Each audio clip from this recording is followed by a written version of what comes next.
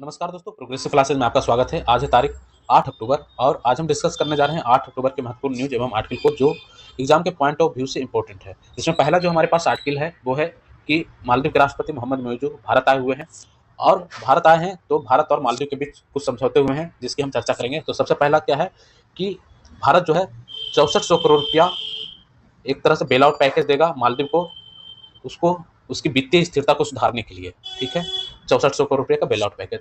दूसरा, FTO free trade agreement को लेकर के भारत और मालदीव वार्ता शुरू करेंगे। तीसरा, रुपे कार्ड चलेगा मालदीव में और वहां पर यूपीआई की शुरुआत की जाएगी। चौथा, रक्षा सहयोग पर सहमति बनी है और समुद्री सुरक्षा पर जोर देने का प्रयास किया जा रहा है।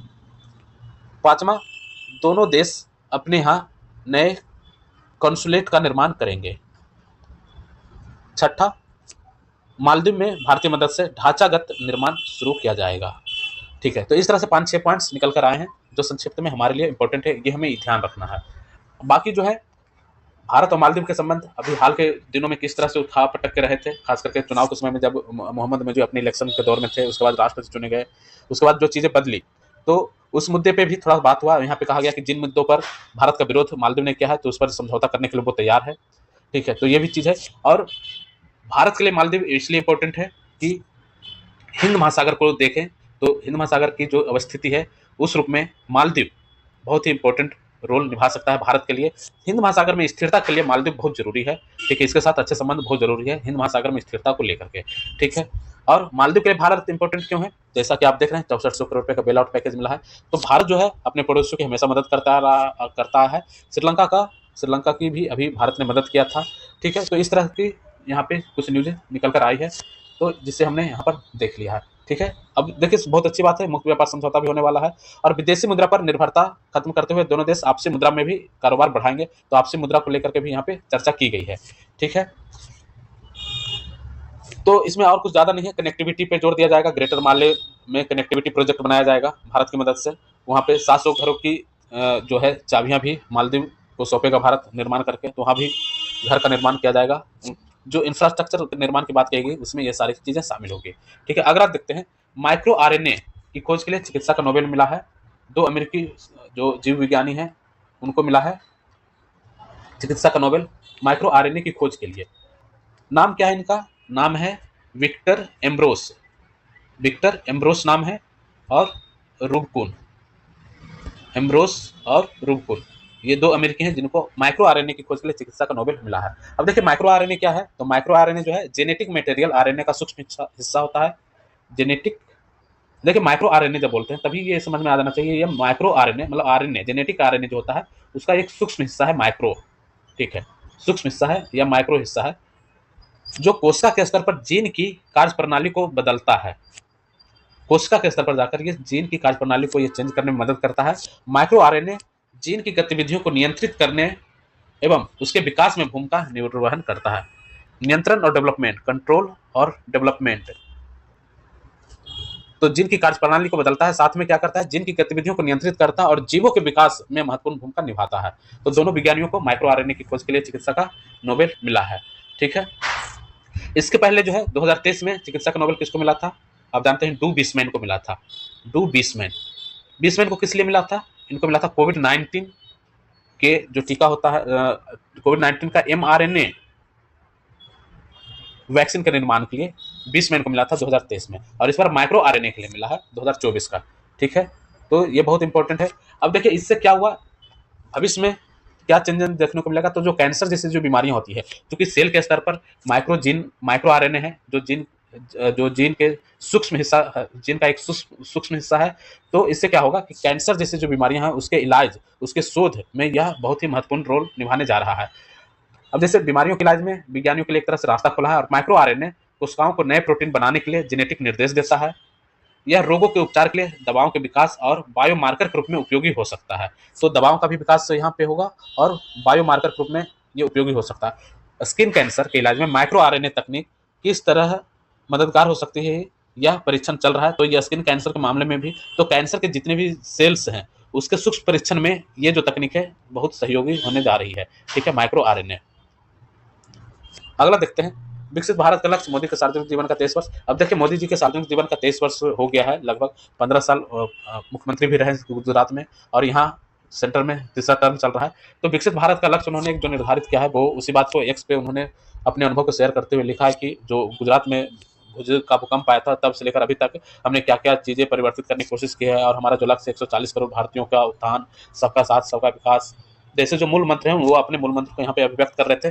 और इनका ये भी था कि हम 2047 तक विकसित भारत का जो लक्ष्य हमने निर्धारित किया उसे प्राप्त करेंगे। और कई सारी जो चीजें हैं जो हम आए दिन चर्चा करते रहते हैं उनकी इन्होंने चर्चा की है। ठीक है, तो इसमें कुछ खास नहीं है। आगे देखते हैं, बैंक और टेलीकॉम कंपनियों की तय हो जवाबदेही। कल हमने चर्चा किया था जो फ्रॉड हो रहे हैं और खास करके जो डिजिटल अरेस्ट सारे जैसे केसेस अभी देखने को मिले थे, तो इसके बारे में हमने कल चर्चा किया था। तो उसी में कहा जा रहा है कि ये जो भी चीजें हो रही हैं इसमें बैंक और टेलीकॉम कंपनियों की भी जवाबदेही तय होनी चाहिए। कहा जा रहा है कि जो अपराध हो रहे हैं उसमें सिम कार्ड व बैंक खाता, फर्जी सिम जारी होना और फर्जी बैंक खाता खुलना, ये दोनों होता है, और इन दोनों को सुनिश्चित करना बहुत जरूरी है। जैसे टेलीकॉम कंपनियां फर्जी सिम जारी कर रही है, तभी तो इतने सारे कॉल आ रहे हैं। विदेशों से लगभग 1 करोड़ से ज्यादा फर्जी कॉल आते हैं। बैंक बैंक खाते फर्जी खुल रहे हैं। यदि इन दोनों पे लगाम लग जाए तो ये फ्रॉड वाले केसेस काफी हद तक कम हो सकते हैं। साइबर अपराध और डिजिटल अरेस्ट के जरिए होने वाला धोखाधड़ी के प्रति लोगों को सचेत करने के लिए सरकार और कानून लागू करने वाली एजेंसियां काफी प्रयास कर रही है। ठीक है, और इसमें विज्ञापन और प्रचार माध्यम का भी इस्तेमाल किया जा रहा है, लेकिन अभी तक इसमें कुछ खास डेवलपमेंट नहीं हो पा रहा है। सबसे बड़ी चीज ये जो चीज हमने चर्चा किया, सिम और बैंक खाते खुल रहे हैं फर्जी, और फर्जी सिम जारी हो रहे हैं, तो इस पे लगाम लगाने की जरूरत है।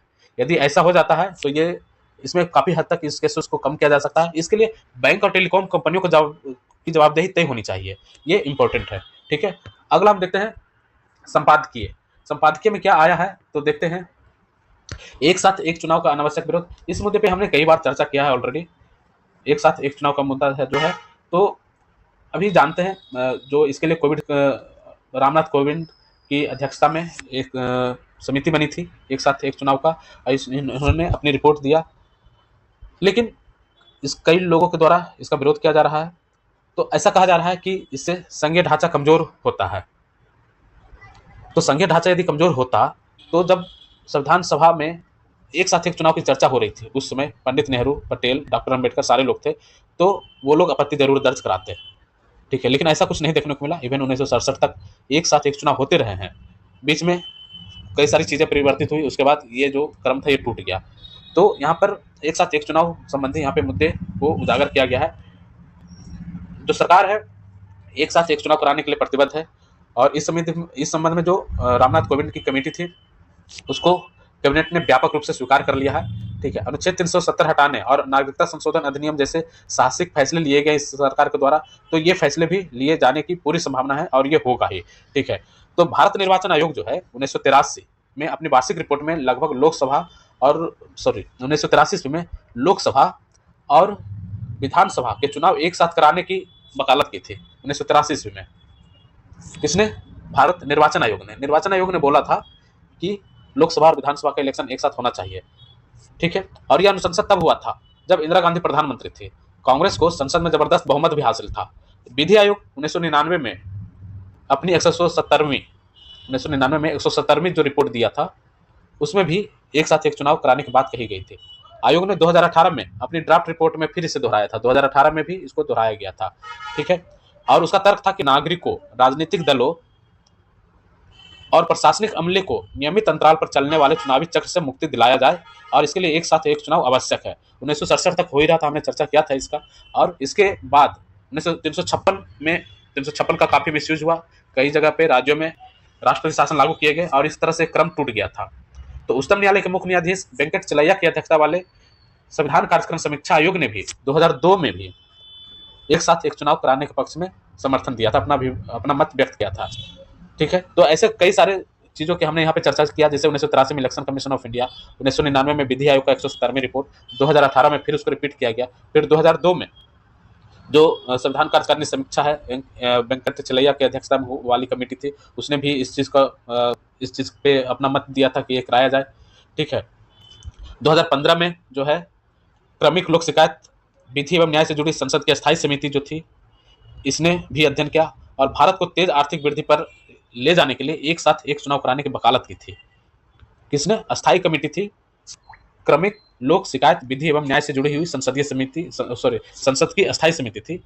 क्रमिक लोक शिकायत विधि एवं न्याय से जुड़ी संसद की अस्थायी समिति थी। 2015 में इसने एक साथ चुनाव कराने की वकालत की थी ताकि भारत की आर्थिक वृद्धि को तेज किया जा सके। ठीक है, और इसमें चुनावी खर्च भी एक मुद्दा है। चुनावी खर्च लगातार बढ़ते जा रहे हैं, तो बार बार चुनाव होने से बहुत सारी चीजें हो जाती है। आचार संहिता लागू होता है, चुनाव बार बार जैसे जैसे जो समय बढ़ता जाता है उसमें चुनाव जो खर्च हैं वो बढ़ते जाते हैं। मैन पावर जो डिप्लॉय करना होता है सभी जगहों पे, बहुत सारी गतिविधियां बढ़ जाती है। शासन प्रशासन से जितनी जो गतिविधियां हैं वो एक तरह से पूरा इससे जुड़ जाता है। ठीक है, तो ये एक समस्या आ रही थी जिसको ठीक करना बहुत जरूरी है, और ये एक साथ एक चुनाव के माध्यम से चीज किया जा सकता है। ठीक है, अब लेकिन वही दूसरा पक्ष देखें जो आलोचना का पक्ष है कि ये नहीं होना चाहिए। अब उसमें जो बात कही जाती है उसमें कहा जाता है कि इससे संघीय ढांचा कमजोर होगा, संघीय ढांचा कमजोर होगा ऐसा कहा जा रहा है। तो कमजोर होगा तो जो ये पटेल, नेहरू और अम्बेडकर जैसे जो अन्य दिग्गज थे उस पर जरूर आपत्ति दर्ज कराते, तो ऐसा कुछ नहीं हुआ था। उसमें भी संविधान निर्माताओं ने भी चुनाव संचालन के लिए निर्वाचन आयोग जैसी सशक्त संवैधानिक संस्था बनाई और उसे पर्याप्त अधिकार भी दिया। 1967 तक देश में दोनों एक साथ चुनाव होते रहे थे, फिर बाद में चीजें बदल गई थी। ठीक है, आया राम गया राम जैसी कहानी भी देखने को मिला, दल बदल अधिनियम फिर लाया गया 1985 ईस्वी में, तो ऐसी बहुत सारी चीजें होती रही। ठीक है, तो यदि हम पक्ष के जो मुद्दे देखें, पक्ष में जो रिकमेंडेशन देखें तो वो बहुत ज्यादा है, लेकिन विपक्ष के जो तर्क है आलोचना का कि ये संघीय ढांचा के विरुद्ध है, ये कहीं से भी उचित प्रतीत नहीं होता। ठीक है, तो इस पे हमने चर्चा कर लिया। अगला देखते हैं लेबनान की सबक सिखाने वाली घटना। कुछ दिन पहले लेबनान में बम विस्फोट की 2 घटना हुई थी। ये कोई बड़ा विस्फोट या हवाई हमला नहीं था बल्कि बहुत छोटा था, लेकिन सैन्य तकनीक की एक नई छलांग थी, और इसमें वाकी टाकी के माध्यम से 37 लोग मारे गए, 3000 लोग घायल हुए, और एक ही साथ 3000 जगहों पर बम विस्फोट हुआ। एक तरह से विस्फोट हुआ। बम विस्फोट किस चीज का? किसी ट्रांजिस्टर गैजेट का, लेजर का, वॉकी टॉकी का। तो ये बता रहा है कि किस तरह से युद्ध के जो तकनीक हैं वो बदल रहे हैं, और यह पहली बार नहीं है कि किसी देश ने जासूसी करने के लिए हार्डवेयर हैक किया था, जैसा कि आरोप लगाया जा रहा है कि इजराइल के मोसाद ने हार्डवेयर हैक करके सारी चीजें की। चीनी सरकार के लिए जासूसी करने के संदेह में वहां की दिग्गज कंपनी हुआवे को कई देशों ने प्रतिबंधित कर दिया है। 2020 में अमेरिकी सरकार ने देश भर में मोबाइल टावर से 24,000 से अधिक मेड इन चाइना जो इलेक्ट्रॉनिक्स उपकरण है उसको हटाने का आदेश दिया। तो ये जो हैक करने वाली चीजें हैं ये पहली बार नहीं हुआ है कि ऐसा हुआ है, लेकिन इस चीज ने युद्ध की जो पूरी रणनीति है, युद्ध का जो पूरा प्रकृति है उसे बदल कर रख दिया है। ठीक है, तो हार्डवेयर निगरानी परीक्षण प्रयोगशालाओं का निर्माण बहुत जरूरी है जहां नागरिक अपने उपकरणों की जांच कर सके। तो इसमें सबक लेने वाली क्या बात है? तो बात यह है कि जो हार्डवेयर की निगरानी हो उसके लिए प्रयोगशाला का निर्माण होना चाहिए, और जहां नागरिक अपने उपकरण की जांच करा सके। सरकार द्वारा उपयोग किए जा रहे हार्डवेयर की ऑडिटिंग भी अनिवार्य है, ऑडिटिंग बहुत जरूरी है। ऐसे अत्याधुनिक हार्डवेयर परीक्षण प्रयोगशालाओं की स्थापना के लिए एक अच्छा स्थान राज्यों की राजधानी में या कोई विश्वविद्यालय हो सकता है। इस विषय पर जागरूकता अभियान भी चलाया जाना चाहिए। कितने लोग जानते हैं कि आपका फोन वास्तव में आपकी बात सुन रहा है, भले ही वह इस्तेमाल में ना हो। अब तो आप अपने नए फोन की बैटरी भी नहीं निकाल सकते, और इसलिए हम किसी फोन के हार्डवेयर को ऑफ मोड में भी आसपास की बात सुनने से नहीं रोक सकते। तो अक्सर कई ऐप्स ऐसी गुप्त सुनवाई और सर्च हिस्ट्री का उपयोग करके आपको विज्ञापन दिखाते हैं। तो कहा जाता है कि आपका गैजेट जो है आपकी बहुत सारी बातों को सुनता है। तो अब बहुत सारी चीजें बदल रही है, नागरिकों के डाटा लीक हो रहे हैं। तो भारत को निर्माण परियोजनाओं में विदेशी कंपनियों की भागीदारी को सीमित करना चाहिए, और निर्माण के चरण में ही एंटी स्पाइंग की जानी चाहिए। जहां पर निर्माण होता है तो निर्माण के चरण में ही एंटी स्पाइंग की जानी चाहिए। 2018 में चीनी सरकार पर अफ्रीकी संघ मुख्यालय के अंदर जासूसी करने का आरोप लगा था, जिसमें सुनने वाले उपकरण का उपयोग किया गया था। तो ये हर रात डाटा संघाई भेजते थे। चीनी कंपनियों ने अफ्रीकी देशों में 186 सरकारी इमारतों का निर्माण किया था, और ऐसी आशंका कि इन जासूसी उपकरणों के निर्माण के समय ही स्थापित किया गया था। तो जिससे यह पता लगाना और भी कठिन हो गया कि ऐसे हार्डवेयर को गुप्त रूप में कहाँ स्थापित किया गया है।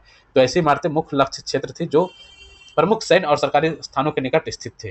ठीक है, तो ऐसे गुप्त स्थान हैं जहाँ पे इस तरह की चीज़ों का निर्माण किया जाता है, उसका भी पता लगाना बहुत जरूरी है। हमें यह याद रखना चाहिए कि गुप्त निगरानी इन उपकरणों से भी हो सकती है जो संचार के लिए नहीं बनाए गए हैं, जैसे टेलीविजन हर घरों में है, म्यूजिक प्लेयर, प्रोजेक्टर, और यहाँ तक कि कुछ कार भी जो इंटरनेट से जुड़ी होती है, जिसमें जासूसी उपकरण होने का खतरा होता है। इसका मतलब है कि भारत को अपनी सेमीकंडक्टर योजना को तेजी से आगे बढ़ाने की जरूरत है, ताकि इन सभी की निगरानी सही समय पर हो सके और उचित जगह पर हो सके। तो हमें एक राष्ट्रीय इलेक्ट्रॉनिक्स मिशन पर ध्यान फोकस करना चाहिए। इसके लिए हमें नेशनल इलेक्ट्रॉनिक्स मिशन लाने की जरूरत है, ताकि किसी भी इलेक्ट्रॉनिक उपकरण में अधिकतम पुर्जे हमारे देश में के भीतर बनाया जा सके। यह हमारे युवाओं के लिए रोजगार भी सृजित करेगा और जो नई व्यवस्था उभर कर आ रही है उसमें भारत अपने हितों की रक्षा भी कर पाएगा। तो हम लगातार निगरानी में रहेंगे और हमारे मिशन विश्व के लिए अत्यधिक महत्वपूर्ण और रुचि के भी होंगे। तो अधिक से अधिक देशों की सरकारें और शत्रु संगठन ऐसे होंगे जो भारत की जासूसी करने के लिए रिग्ड हार्डवेयर का इस्तेमाल करने की कोशिश करेंगे। ऐसे प्रयासों के खिलाफ कानून प्रवर्तन एजेंसियों की तैयारियां और नागरिकों की जागरूकता निर्णायक साबित होगी। तो ये हमने चर्चा किया है लेबनान से क्या सबक सीखा जा सकता है और भारत को अपने हितों की रक्षा कैसे की जानी चाहिए। ठीक है, अगला देखते हैं सांस्कृतिक विरासत की सुंदर झांकी। ये क्या है, इसमें देख लेते हैं। इसमें क्या है कि विश्व के हर समाज में परंपराओं जीवंत स्वरूप की झांकी वहाँ के लोक नृत्य में भी दिखती है। देखा जाए तो कलात्मक अभिव्यक्ति के रूप में कला नृत्य परंपरागत जीवन से जोड़ने वाली सुंदर विद्या है। तो अभी जैसे गरबा का दौर चल रहा है, ठीक है, दुर्गा पूजा में गरबा नृत्य होता है, तो दोनों ही मानवता की अमूर्त सांस्कृतिक विरासत का प्रतिनिधि है। यूनेस्को ने गुजराती जो लोक नृत्य गरबा को अमूर्त सांस्कृतिक विरासत में स्थान दिया है। जिससे पहले कोलकाता की दुर्गा पूजा को भी यह स्थान मिल चुका है। तो वैश्विक विविधता को दर्शाने वाली इस सूची में स्थान पाने से किसी देश की सांस्कृतिक विरासत को लेकर दुनिया भर में जागरूकता बढ़ती है, उसके महत्व को लेकर चर्चा होती है। इससे पहले बंगाल, झारखंड, उड़ीसा का छऊ नृत्य और राजस्थान का कालबेलिया, तो राजस्थान का कालबेलिया और झारखंड उड़ीसा का छऊ, उसको भी यूनेस्को की सूची में सांस्कृतिक धरोहर की सूची में स्थान मिल चुका है। हालांकि दुनिया भर में बसे भारतीय मूल के लोग नवरात्र में ऐसे आयोजन पहले भी करते रहे हैं। हर आयु वर्ग के लोग ये नृत्य करते हैं। गरबा की बात कर रहा हूँ।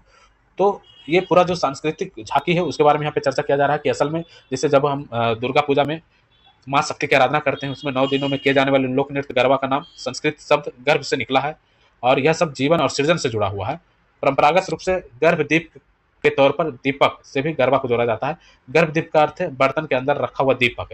तो चूंकि हमारे देश में मातृ शक्ति की आराधना को सृजन शक्ति से भी जोड़कर देखा जाता है, तो माँ दुर्गा की उपासना के दिनों में यह लोक नृत्य करने का रिवाज है। तो साझी संस्कृति के लिए लोक नृत्य नारित्व के सम्मान के उत्सव से भी जुड़ा हुआ है।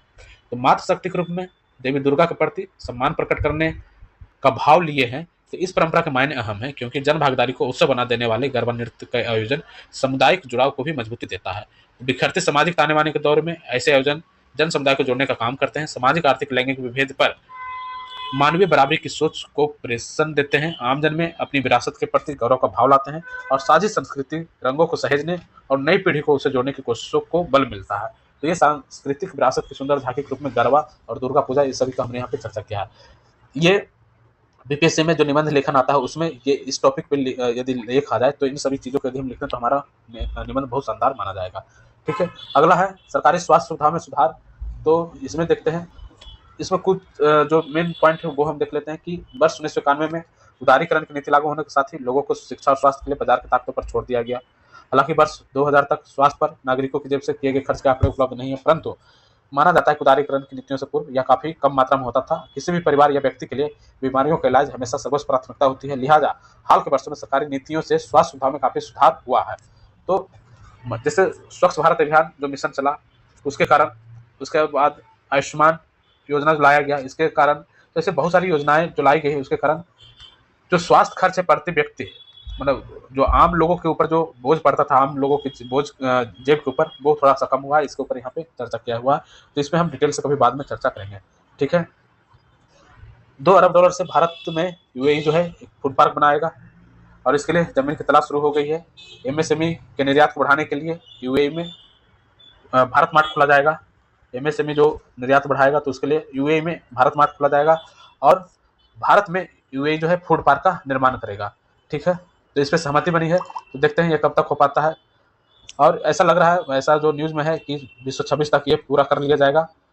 भारत मार्ट में एमएसएमई अपना माल रख सकेंगे और यूएई से फिर अन्य देशों में निर्यात कर सकेंगे। भारत मार्ट जब बनेगा उसकी बात है। ठीक है, तो देखते हैं इसमें कहाँ तक डेवलपमेंट होता है अभी।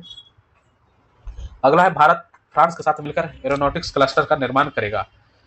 भारत जो है फ्रांस के साथ मिलकर एरोनॉटिक्स क्लस्टर का निर्माण करेगा। अब इसमें क्या है कि विमान के क्षेत्र में अपना सहयोग बढ़ा रहे हैं दोनों देश और अंतरिक्ष क्षेत्र में प्रशिक्षण के लिए इंडो फ्रेंच परिसर का भी निर्माण किया जाएगा। इंडो फ्रेंच परिसर, ठीक है। तो देखते हैं इसमें क्या सारी चीजें होती है। तो भारत में फ्रांस के राजदूत हैं, उन्होंने कहा कि दोनों देश एरोनॉटिक्स या एरोस्पेस क्षेत्र में अपने सहयोग बढ़ाने पर काम कर रहे हैं। दोनों देश एरोनॉटिक्स क्लस्टर स्थापित करेंगे और इंडो फ्रेंच परिसर का भी निर्माण होगा। दोनों देश लंबे समय से रणनीतिक साझेदार भी रहे हैं और रक्षा और एरोस्पेस के क्षेत्र में खास करके, ठीक है। तो फ्रांस से भारत को होने वाला 55% निर्यात विमान क्षेत्र में है। फ्रांस से जो भारत निर्यात होता है उसमें 55% जो है विमान क्षेत्र से है। 2024 की पहली छमाही में फ्रांसीसी एरोस्पेस कंपनियों का भारत में निर्यात 2.7 अरब यूरो रहा। तो इस तरह से साझेदारियां दोनों के बीच बढ़ रही है। तो ऑब्जेक्टिव के पॉइंट ऑफ व्यू से ये इंपॉर्टेंट है, भारत किसके साथ एरोनॉटिक्स क्लस्टर का निर्माण कर रहा है, तो फ्रांस के साथ मिलकर के। तो इस तरह से हमारा आज का टोटल 10 टॉपिक कंप्लीट हुआ। फिर हम कल मिलते हैं किसी अन्य न्यूज़ और एडिटोरियल के साथ। तब तक के लिए धन्यवाद। जय हिंद।